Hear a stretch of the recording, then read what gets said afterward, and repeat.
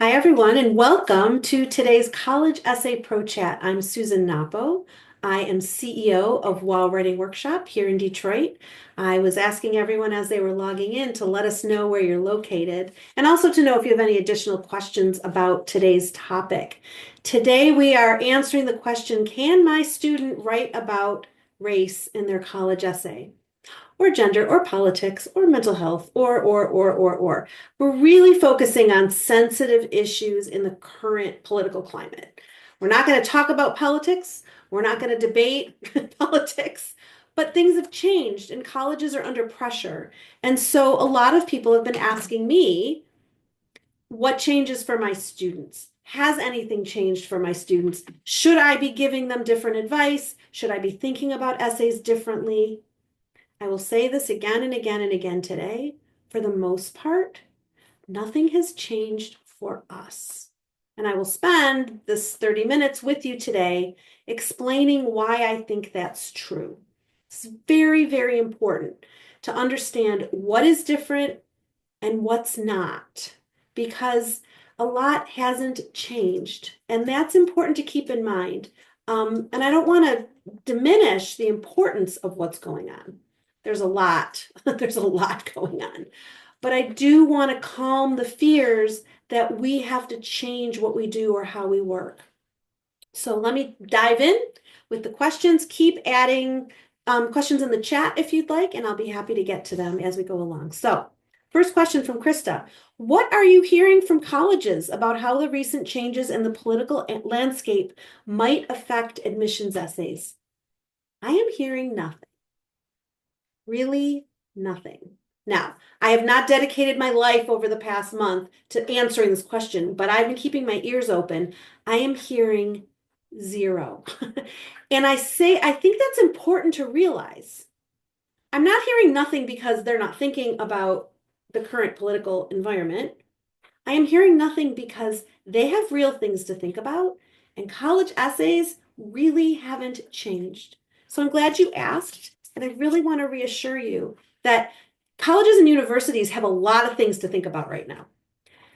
We may see changes in college essays. That is possible. I think that's been going on for a couple of years. I mean, we've been talking about that for a long time, that in the last couple of years, maybe 3 years, we've been seeing a lot of playing around with essay questions, and I think that's going to continue. Brian says, given the changing landscape of higher education, are there any essay topics that should be off limits for our students?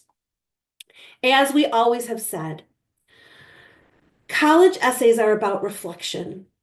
They're about showing the college, showing the admissions officers who a student is beyond what they've accomplished.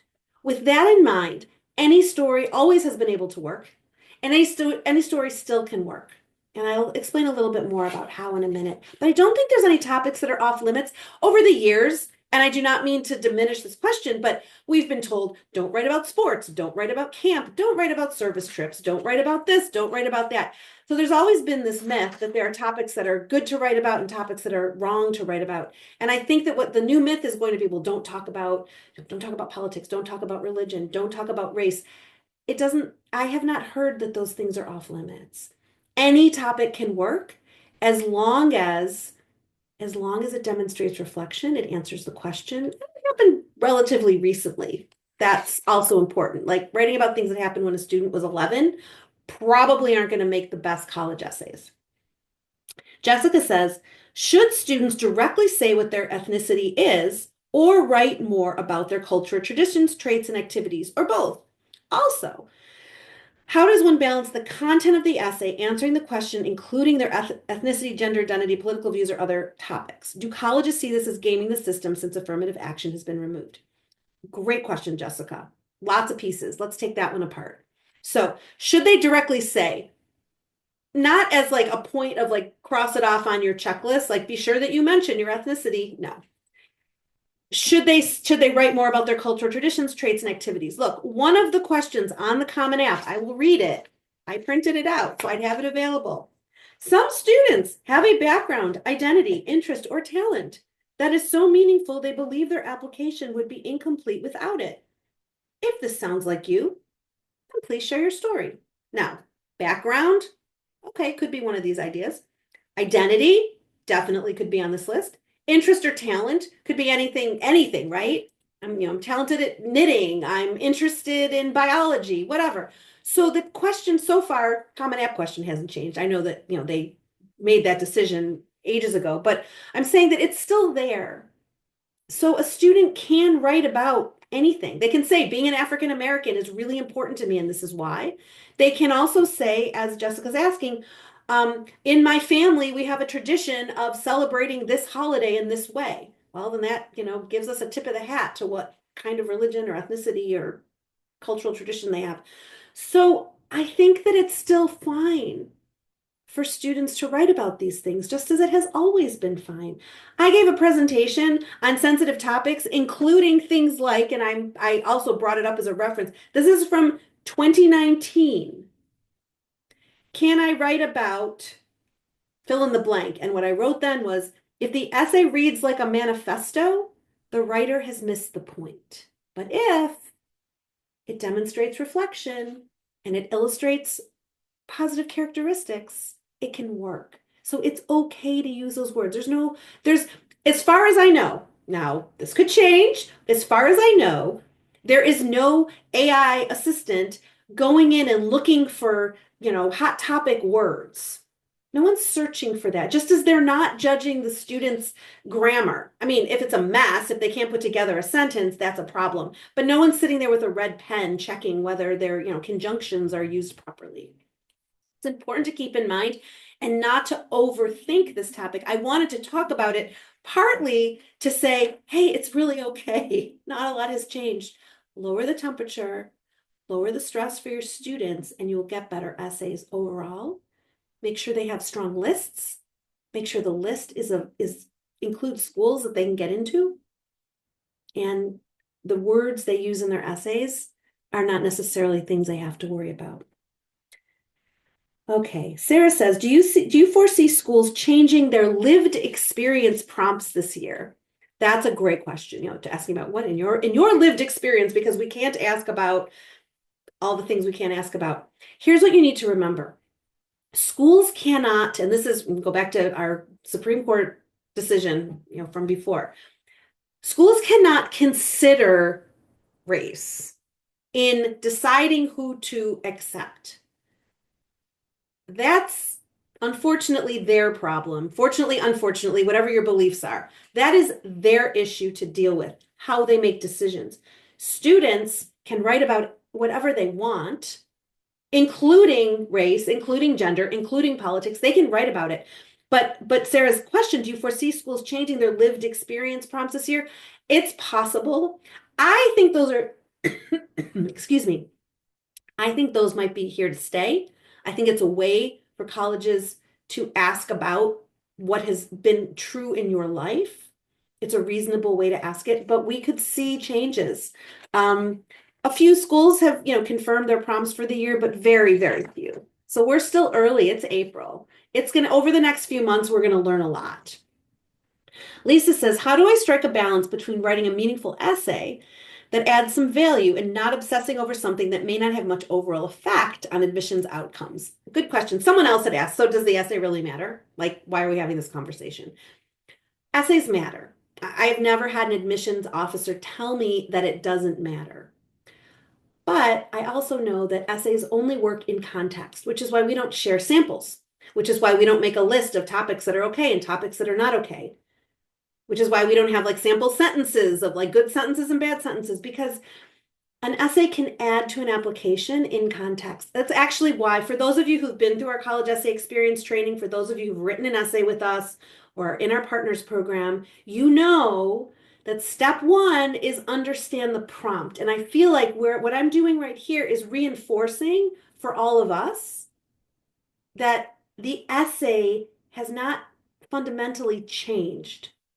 The Common App prompts are not different. I mean, they do have the additional question, the changed questions this year, the changed additional information, the updated challenges and circumstances prompt, which some students may choose to use. But as Lisa says, are we obsessing over something that, doesn't have much overall effect? It can help. It's not going to vault someone over the wall, which is why I tell people lower the stakes. You will get better results and you'll have a better chance of the essay actually helping the application. Lauren says, is your advice any different than it would have been before the new administration? No.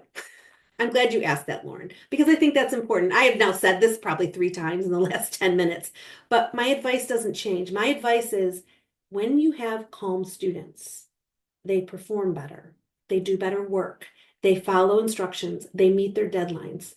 I have not yet had a student or a parent ask me about race, about politics, about any of this. Now, who knows what they're thinking? I have not had those questions yet. I've had a lot of those questions from my colleagues, from school counselors, from ICs. So we also need to remember that if we put fear and nervousness out into the world, our students are going to pick up on it. I think we are okay. I think we can stay calm.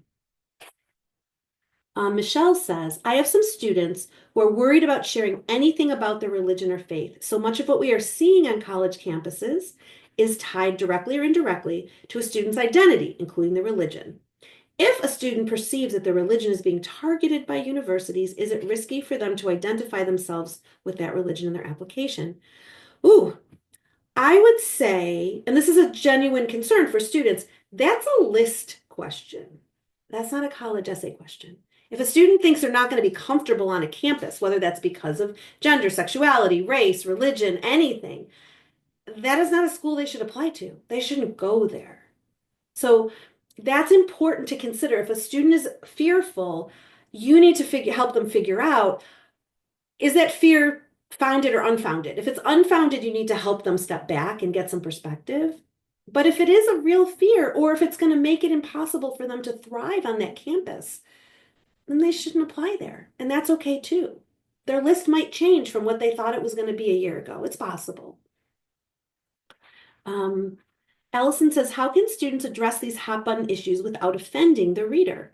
You have to remember, admissions officers go through sensitivity training, they go through bias training. How well does it work? I don't know.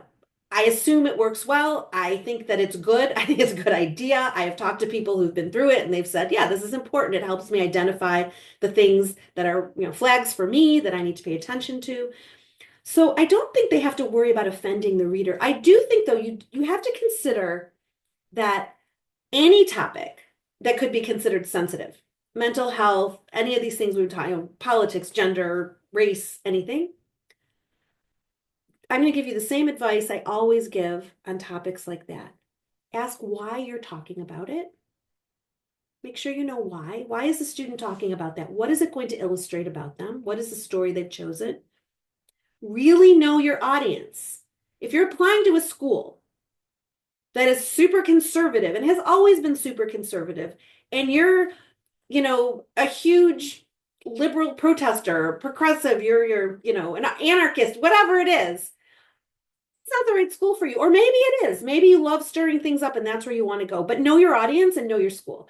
If you're applying to a school that's like super, super lefty and the student is extra conservative, that school doesn't belong on their list unless they want to go there and they feel that it has the best program for them. And there are things that are going to outweigh the fact that this might not be the right, totally comfortable fit.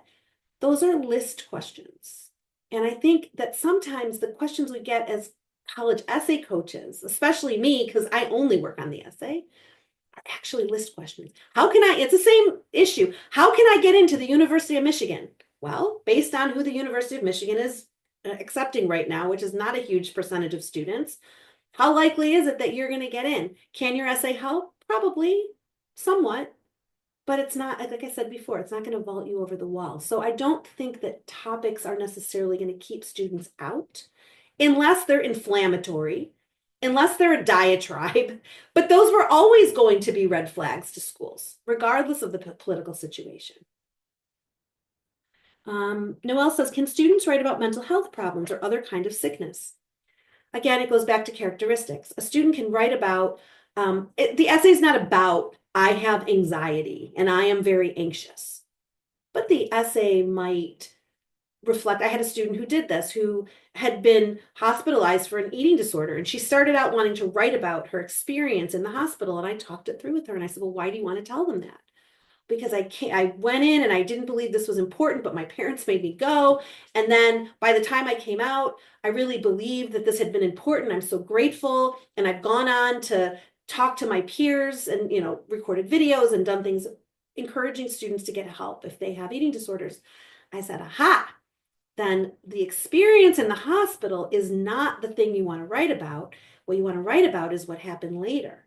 Now, I never would have gotten to that later with her if she hadn't suggested writing about the hospital. It was my job as the experienced essay coach and your job as the counselor to help the student make that transformation, to be curious, why does she want to write about this? So it turned out it wasn't an essay about an eating disorder. She has an eating disorder. She's going to have it for the rest of her life, whether it flares up or doesn't. This is a thing that she will live with. But it's not telling the student, oh, this kid's trouble. Lots of kids have eating disorders. This is a thing. It is real. Lots of kids have depression. Lots of kids have anxiety.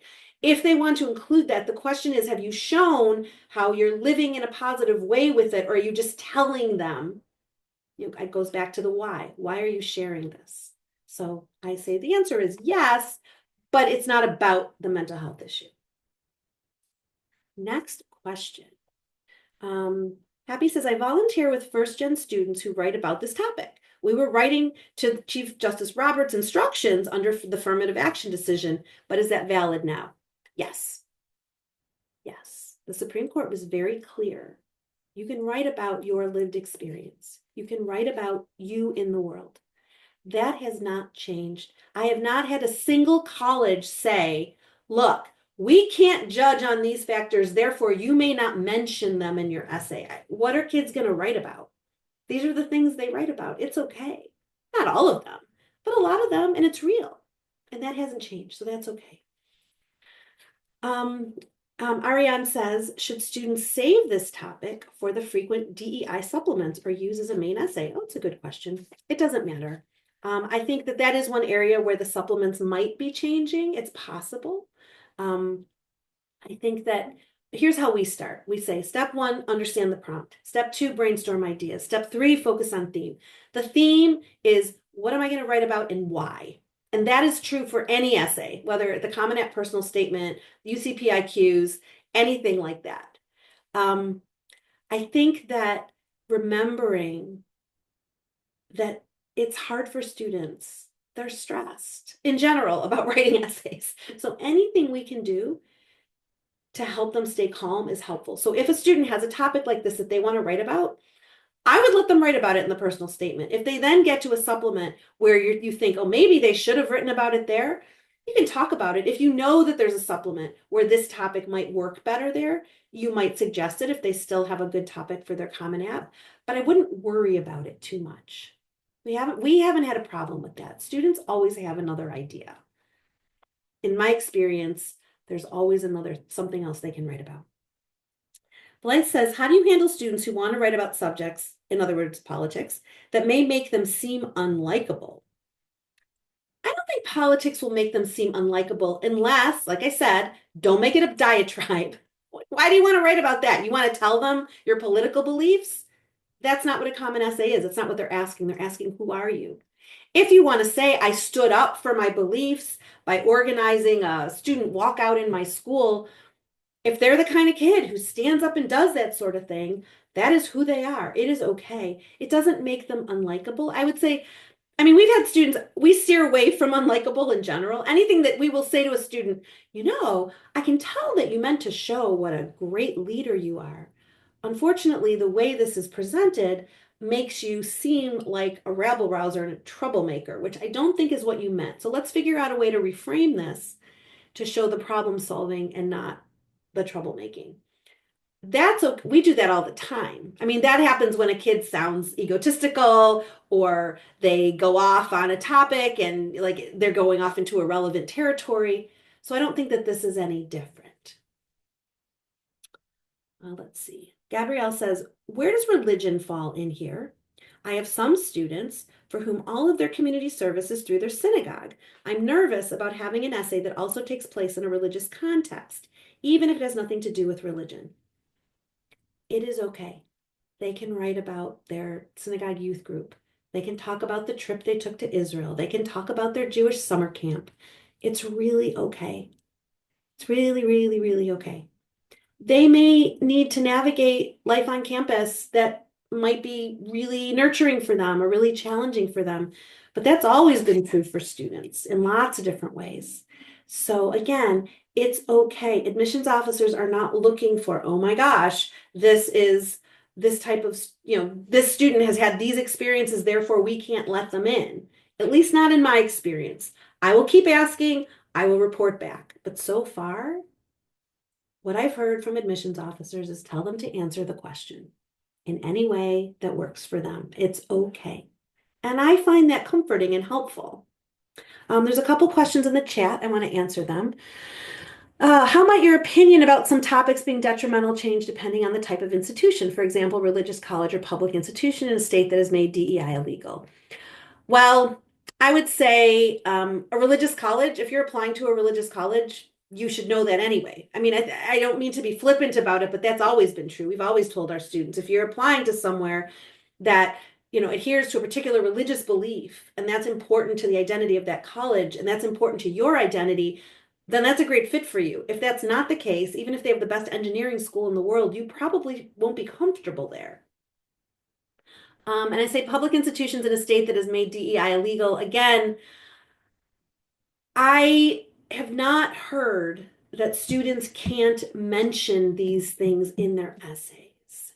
Colleges can't consider them in the application, in the pool of students they accept. If we get to a point where we are going through looking for certain words and phrases, we got bigger problems than college essays. I mean, seriously, not to overdo it, but I don't think we're there. I don't think that's happening. I think this is a time of transition. We don't know where we're going to end up, but right now, I still believe students can write about what they want to write about. Another question.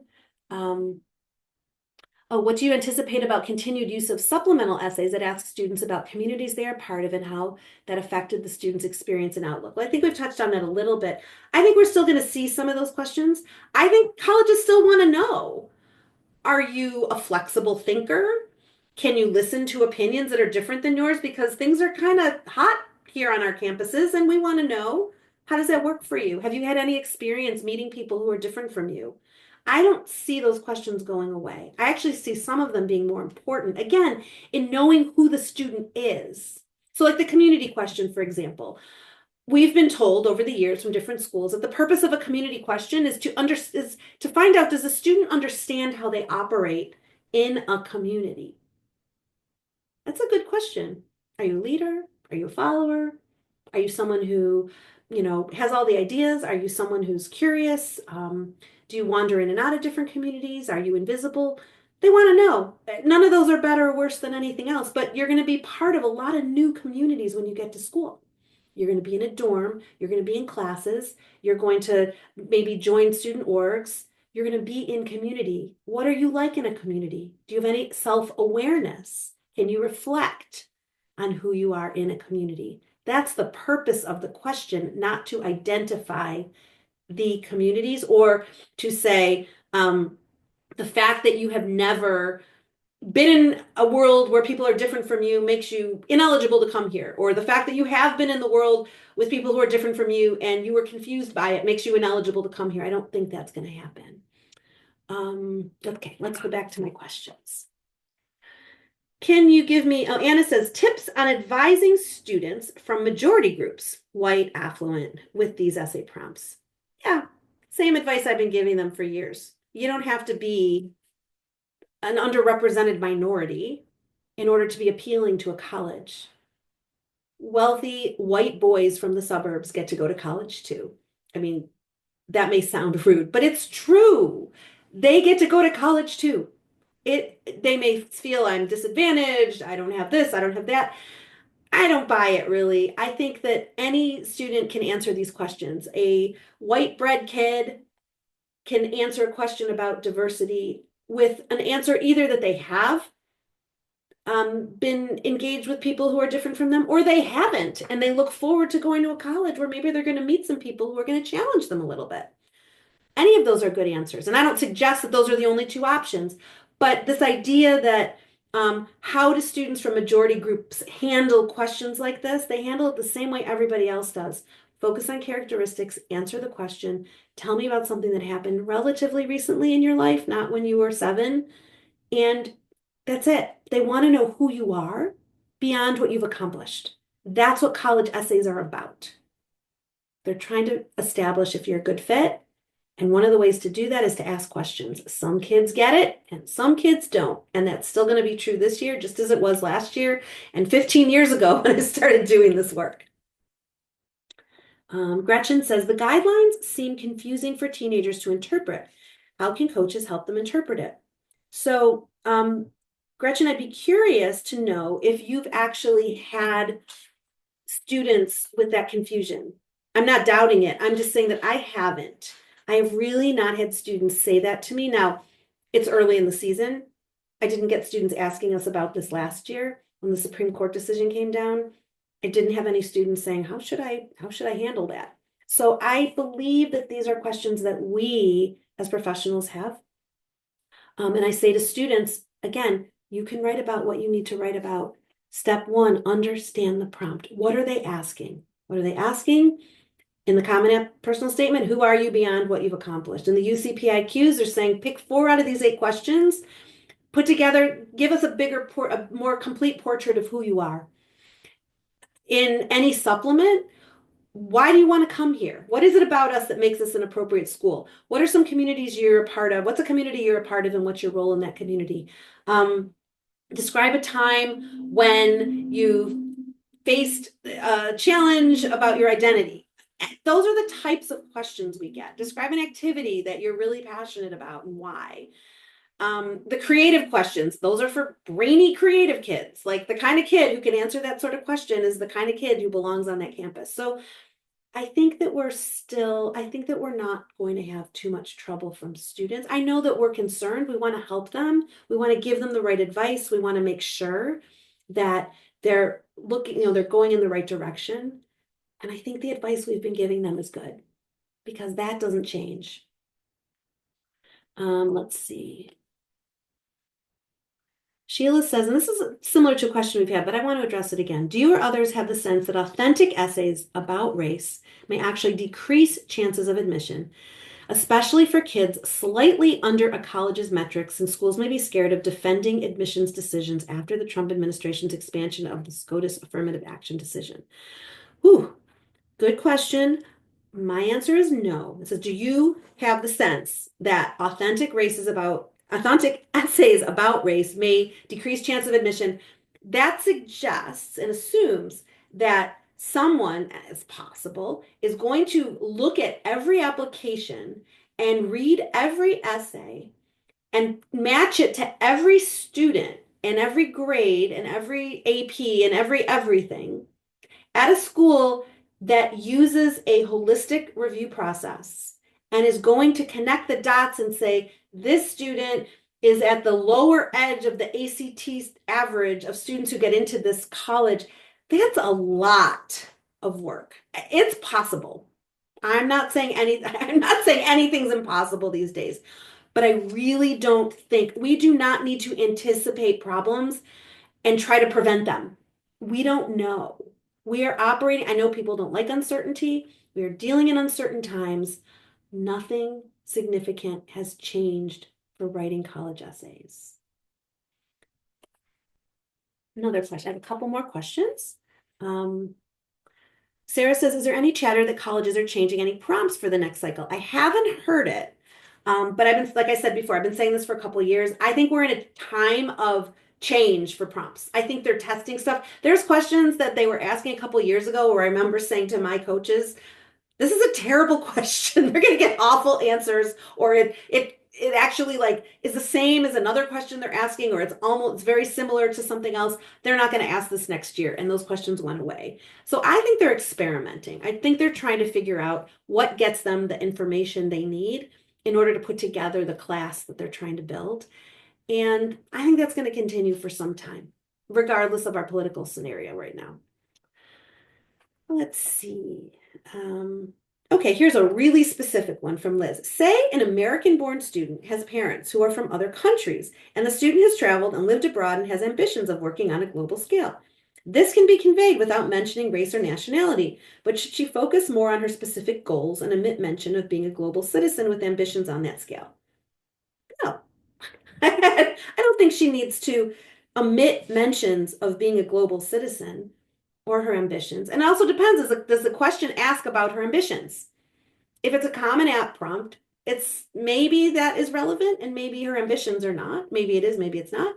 If it's a prompt about why do you want to come here? Why do you want to study this? And how is this major going to help you in the future? I don't think she needs to play down anything. I don't think here's, all right, my bottom line on this. I don't think kids have to pretend that they're not who they are. They can be who they are.